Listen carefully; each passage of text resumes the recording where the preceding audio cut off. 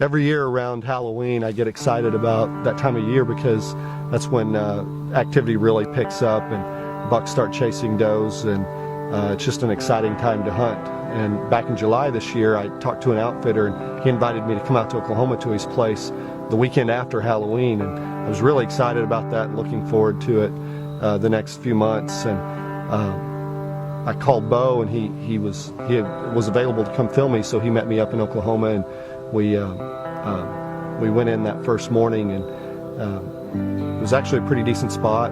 You could tell some cows were out in the field, but the outfitter said that the deer were moving in that area. And we sat there that morning and didn't see anything, so we got down. I was kind of excited to see what other spots were set for the hunt, and we scouted a couple of different areas. And every time I saw a place that looked really good, I said, well, do you have a set hung in here?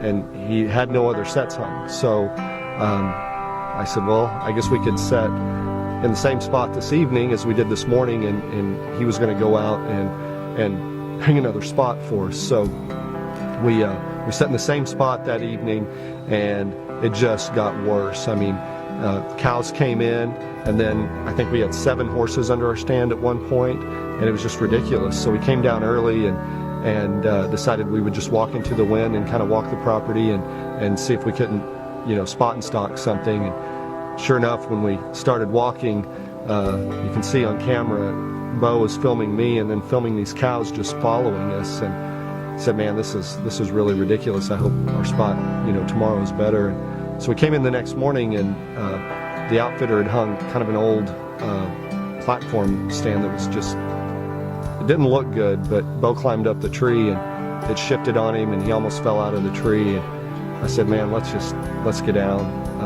And Bo could tell that I was frustrated, and he said, let's just go to Arkansas and hunt my place in Arkansas. I had 2 days left of a 3-day weekend, and we waited till it got daylight and then hiked back to the truck and just packed up at the hotel and drove to Arkansas. And he told me about this place that he had that he called the Peach, and I was like, what's a peach? And in his southern accent, he was saying the pinch, the Springtown pinch, and it's where 2 fields come together at the corners, separated by about 60 or 80 yards of 2 woodlots that came together at a corner. And there's 60 or 80 yard funnel right there, and you could just tell deer had to move through that area so they weren't going out into the field. And I thought, man, this is really going to be a good spot. So I just had 1 day to hunt. So the first evening we climbed up, and I filmed Bo, and we were just kind of observing that evening. And it's legal to bait in Arkansas, and Bo had some cameras out with some bait sites. And after we climbed down that evening, we put some corn back in the woods in front of the 2 stands that he had set, and I walked in to pour the corn out. When it was pitch dark, I walked in and had no idea what the stands were, so it was kind of funny that I was just kind of pouring corn out wherever. And we climbed back in the next morning. We got in really early, decided to sit all day, and the temperature dropped a lot. I think it was 25 degrees when we went out there that morning, and so we climbed up, and once it got daylight, could see that I'd accidentally poured out a pile of corn about 16 yards right in front of our stand in a shooting lane. So we had a small buck come in that morning, and he was chasing some does, and after he gave up on the does, he walked right to the corn and was broadside.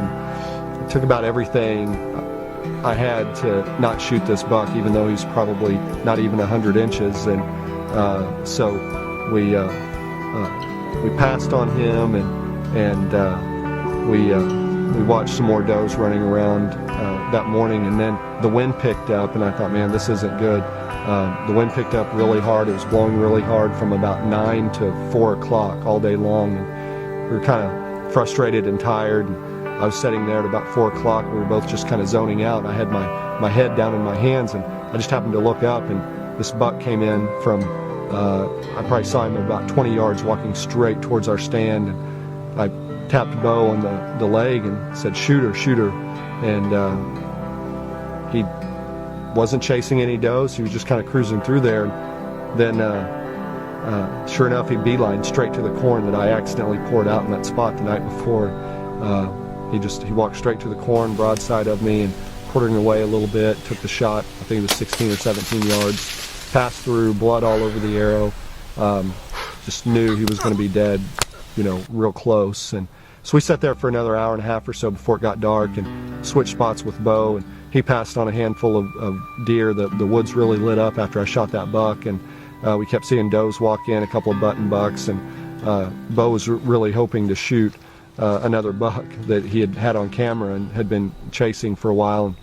And nothing showed up for Bo to shoot, so we got down, and he had texted his brother, Ben, to come in and help us with the tracking job. And he got there, and once we found the arrow, there was just no blood. And we looked around for about 30 or 40 minutes trying to find blood, and finally we went back to the arrow and got down on our hands and knees and started finding little blood drops smaller than your fingernail. And so we tracked that to a fence where the buck had jumped a fence, and after that we just had no blood. So we just kind of fanned out and looked around for a while, and it was really kind of disheartening. You shoot a nice buck and then you can't find blood, and I had to go home that evening. So we were kind of thinking maybe it would be better for me to just go home and for them to come back in the daylight the next day. But we kept at it, and Ben was pretty determined to help me find this buck. And sure enough, after a while, I heard him yell over at Bo to turn the camera on, and I knew then that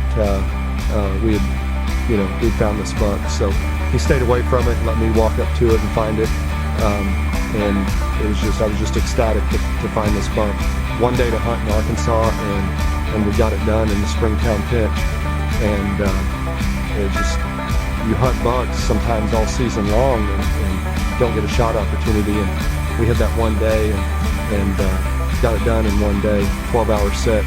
It's pretty awesome when you have a friend say, hey, come down here, you're having a hard weekend, hunt my land, shoot one of my bucks. And it was great to have a friend to do that to you and before you. Hopefully next year I'll get to go back down there and shoot another one of his bucks.